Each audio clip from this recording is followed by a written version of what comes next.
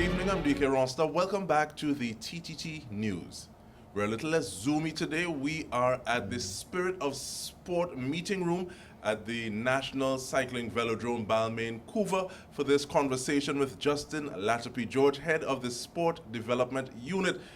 And I'm very happy for you to join us, one, Justin, Thank you. and secondly, to speak more than sport, but plans, initiatives, and the business of sport. Sure. And let's start the framework by looking at the fact that Olympics are very a short distance away, depending on how you look at it. Yes, yes it is. What are some of those plans that you have in place? Well, let me say thank you for the opportunity to be here and the grain of the conversation for today. The key thing from the Sports Company of Trinidad and Tobago's perspective is to ensure that our national governing bodies for sport are ready. And this entails conversations that would have even preceded my tenure, because again, Olympics are a 4-year cycle. So now that we are aware, for the most part, those athletes that have qualified or teams that have qualified or still have qualifiers going, our role at this point really involves ensuring that the NGBs are planning properly to be as successful as they can be. For those who still have qualifiers going on, to ensure that we are engaging them. Are they ready? Are they preparing? What training programs do they still have to do? Where are they planning to go? Obviously, with COVID-19 being so prevalent across the world, the planning dynamic now takes even a longer period. And by that I mean you're talking about probably moving from here to a qualifier or even to the Olympics time in advance. So you're now talking about allocating additional resources, whatever they may be, to ultimately ensure that your athletes are ready to perform. So in a nutshell, it is really working very closely with the NGBs to ensure that they are ready, or the athletes themselves are put in the best possible position to be successful come Olympics or the like. And with that in mind, seeing that you need to take a longer term view to get things, resources, people in place, what are some of those performance indicators that you're looking at that you'd want to be in conversation with those NGBs about? Well, again, and it's one of the key things for us. We have to ensure that that partnership remains key. So team sport versus individual sport, they're different markers. Ultimately, baseline, you're looking for healthy athletes who are ready to perform at their best, whose focus is only on being successful. For an athlete to be in that position, it means that we as administrators, maybe from the sports company's perspective or from the NGB's perspective, are working together to iron out those administrative kinks, those matters that we have to treat with, where are we going, how are we going to get there, what resources we need, etc. So as far as indicators, for us, it is ensuring that we plan backward. So Olympics are one date. We are working backward from that. We should have X by this date or whatever it may be. And again, very closely with the NGBs, because they take the lead. We just support them in that capacity. And ensuring, again, ultimately that the athletes are front and center of everything that we do, because ultimately it's for them to perform at their best. Now, you spoke about healthy athletes. The elephant in the room is COVID-19, the pandemic. Of course. How has that impacted the partnerships between the sport company and the NGBs? Well, COVID-19 in of itself has really caused us all to take a closer look at how we do our operations. And by that I mean everything is happening now virtually. You have to observe social distancing as we are. You have to ensure that you sanitize. So you have all these things that are going on. For us, you're now talking about how has it impacted an athlete's preparation. Athletes are no longer just simply easy to get up and stick to their programs. Some of our athletes have had to go back out to the States or other places where they are, whether Europe or North America, I should say, as a blanket area, to have their training done. So it's ensuring that they get out, they get those things, they get to their destinations and are able to train and be prepared.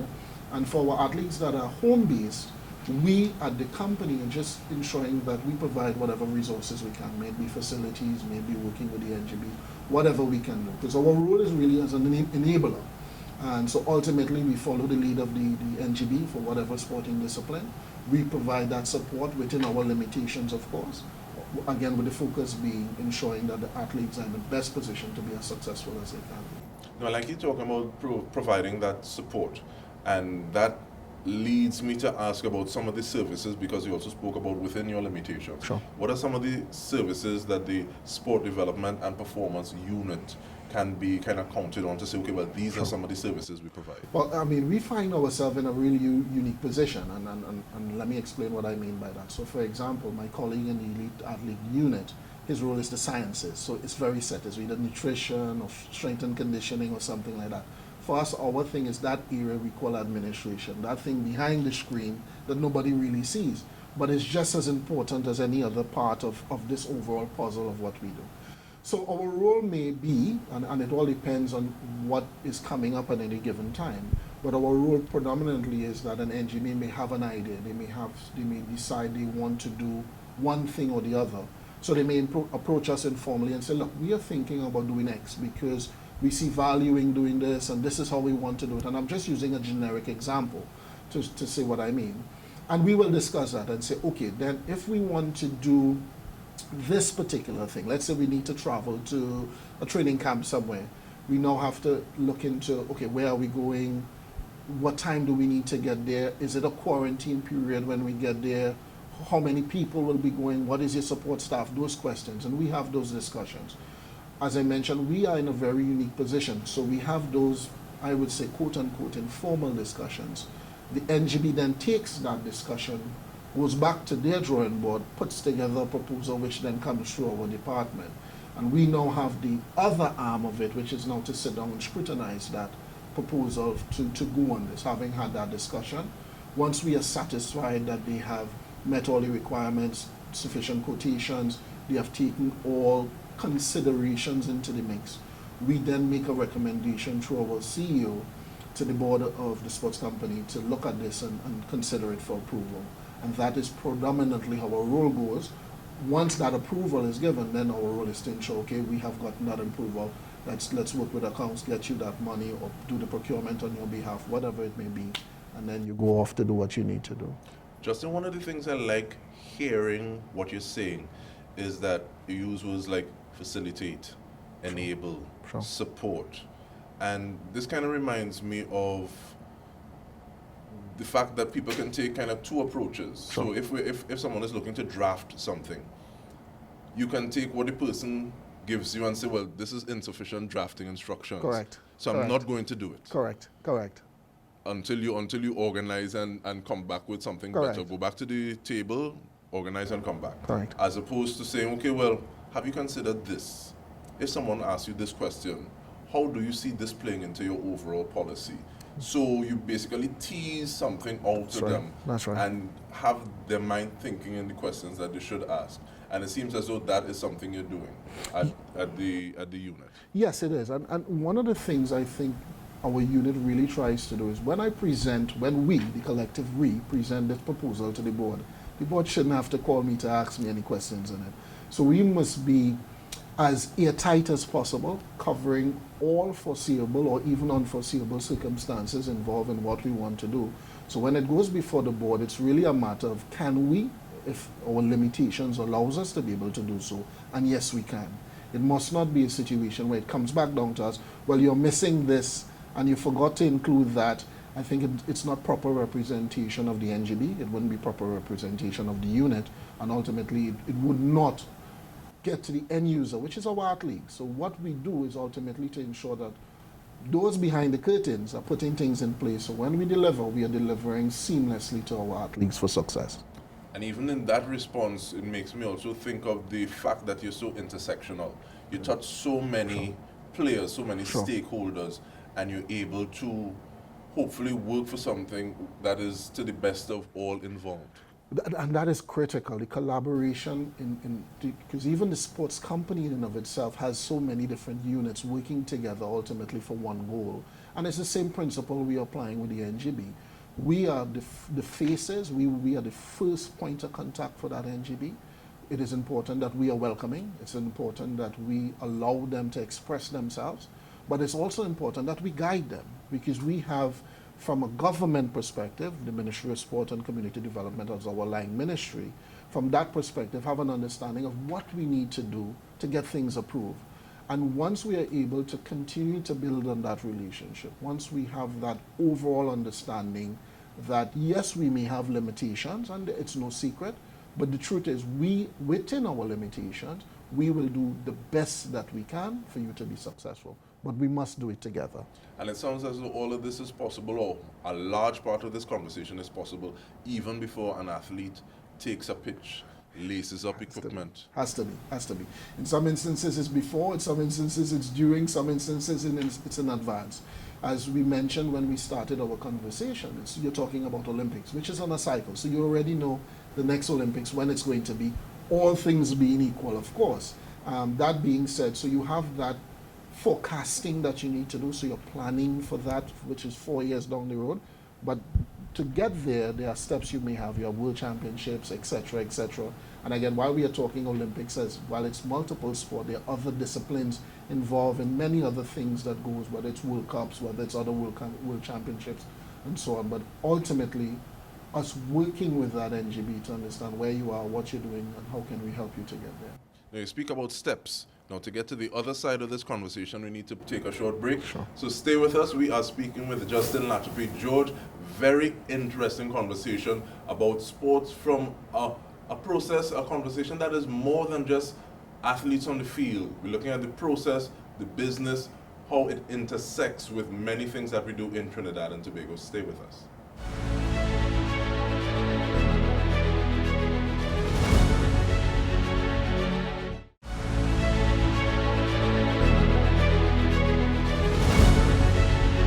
Welcome back. We are speaking with Justin Latapy-George, head of the Sport Development Unit, about sports in general, more than on the field. We're looking at the processes behind the athletes and the organizations. And with that in mind, what the various NGBs, how have they been coping with the pandemic?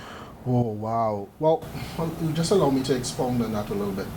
So our NGBs are made up of elected officers running, so that's overall your executive. Are elected officers, which is for volunteers. So you find that it may be a double impact for some of them, because some of them are employed elsewhere, entrepreneurs and so on. So they have that external concern that they may have, and then you have how it has affected sport in general and what they can do. A lot of things being either postponed, cancelled, deferred. The uncertainty of what is happening in the immediate future or even the shorter term future has really left a little bit of limbo in recognizing that we have really used the time to look at what we can do to continue to build on their capacity. While it's an ongoing process and it's nothing new to the sports company dynamic working with the NGB, like all industries who have had the opportunity, despite the adverse impact, to look carefully at their operations internally and decide on how can we improve on what we do.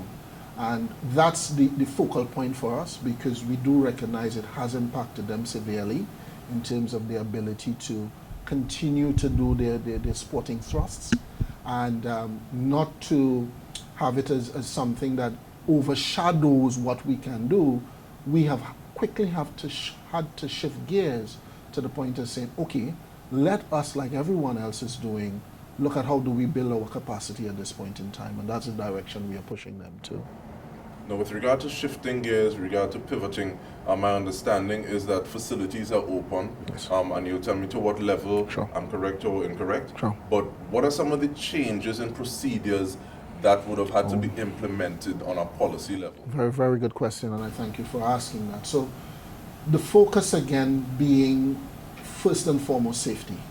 We are in the midst of a pandemic.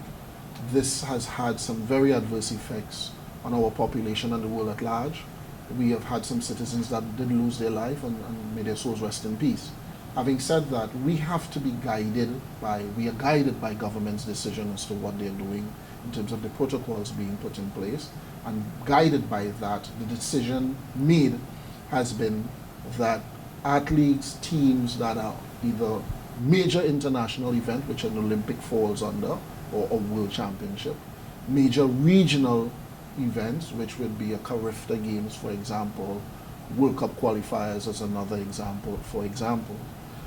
Those who are preparing for those events in the 2020-2021 fiscal or operational cycle, those are the ones we are focusing to be back out in practice. Again, guided by government's decision, recognizing that we have to be very circumspect in how we are allowing persons to engage at this point in time to control what is happening, and we are guided by that. So that will be one of the immediate things, will be those people who are planning for those events or preparing for those events, having an opportunity to train and get out and prepare themselves ultimately to deliver at that point in time. Now, it is one thing, and you spoke about being circumspect in the way that you handle things, safety being of paramount concern. Sure. Now, measures have been relaxed, Yes. but it's not as though the place just opened. Sure. One of the groups that would be feeling that lack of openness, for want of a better word, school children. Right.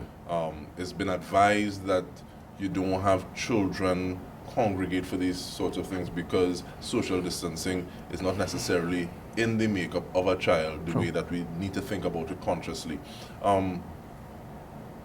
Do younger sportsmen and sportswomen suffer because of this, from your perspective? Oh, that's a very loaded question, I must say, sir. The short answer is yes. There are going to be some adverse effects from not participating, and I will have to explain a little bit so that the viewing public will understand what I mean. Just like education, that development age is so very important to anyone getting involved, whether it be sport, academics, whatever fields you may be, that particular growth and development stage. When you remove that from the equation, and this may be short term, but having said that, removing that from the equation means that there's a population, which is really a population that you're looking at 4, 5, 6, 10 years down the road, who may not have the type of interactions you would like them to have at this point in time. But it's not a lost cause. Like anything else, there's that growth phase. So again, recognizing that while COVID is among us, and while we all have been asked to make sacrifices, it is not lost, because there's an opportunity, once things continue along the pathway that it's on, for these young boys and girls to get back involved into the activity. What we have been trying to do very much with the NGBs are keep them engaged as much as we can. How can we do that virtually, through activities, through keeping them informed, just ensuring that they remain engaged so that they're interested. We all know that there are so many other things that they can get involved in. And what we have to ensure at this point in time, that sport still remains a priority for them. And once that happens, while it is time lost, which we cannot regain, it is not a lost cause for the purposes of we can easily pick back up from where we left off last and quickly take them along that pathway that they need to be taken on. So essentially, yes. However, it's not a lost cause for the purpose. We can always catch up, but we will have to do so very quickly, immediately after. Now, you speak about engaging, and over the course of this pandemic, we've had people come and speak to us about the effects of the pandemic upon our mental health. We've also had professional athletes across different sporting disciplines speak to their specific mental health and their realization that mental health is a very important aspect of what it is they do. From thinking about who's visualizing, winning, crossing that tape, who is looking to see how they can maintain a sense of calm. Going back to engagement, is there anything being done to engage some of those who would be making those sacrifices right now? Grassroots teams, school teams, younger sports individuals with mental health professionals? So again, I will have to really tell you about my colleagues' department, which is the EDPU, and they have been doing some programs since I think about March, virtual of course, that seeks to engage that population along those mental health things and components. And again, it's because of the understanding that the stresses are there. It's how do you now, recognizing that I cannot go do my rigorous training routine, but I now need to maybe focus more on visualizing. I now need to be a little more conscious of my execution and so on and my technique, that we ensure that they are taught how to do it. And the EDPU has been leading that particular initiative. They continue to engage through the NGBs, that population of athletes. They are also exposing coaches to it, because again, the sciences of the sport is very, very important, just as much as the technical aspects of the sport is. So I think we have been, as best as we can, been engaging that group. Now, when it comes to the grassroots and school population, we now have to look at a little bit of a larger cross-section. And while the NGBs may cover that in some capacity, this is where the collaborative front comes in. This is where we have to work closer with the Ministry of Education. This is where we may have to work closer with community groups. And again, our umbrella ministry doing that, I believe that we will be able to cover a larger cross-section of people moving forward, recognizing, of course, the virtual platform allows almost anyone to access whether current, past, or future program on it. It's a matter of getting the information out, recognizing the importance of your mental development and mental health as part of the overall green of being successful as an athlete. But from a sports company's perspective, I'm saying we are putting the information out there. We are engaging our partners to ensure that they know the information is out there, and they are also participating in our drives as we deliver it. Now, you speak of the extended potential reach because of the concentration or the rise to prominence of virtual platforms. Sure. Many people speak about the challenges because the challenges are there and they're just in front of our face. Of course. Does the sport development unit see potential possibilities in the disruption of this pandemic? Well, yes, and I mentioned it earlier. I think it's a good opportunity to do that introspective look. Take that introspective look at where we are, what we are doing, how good have we been doing it, where do we see areas for improvement, where do we see areas for further development.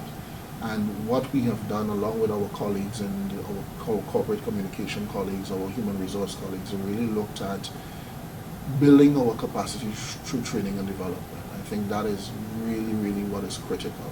The learning process never ends. And once we accept that as true, it means that we have a golden opportunity to bring our NGBs in. We are calling it orientation. In some instances, it may be continuing training and development. But bringing our NGBs used together, using that virtual platform, and delivering some key areas for capacity development and capacity building that we see necessary and essential to an NGB not only being successful now, but many years into the future. And I think that is very, very, very, very important.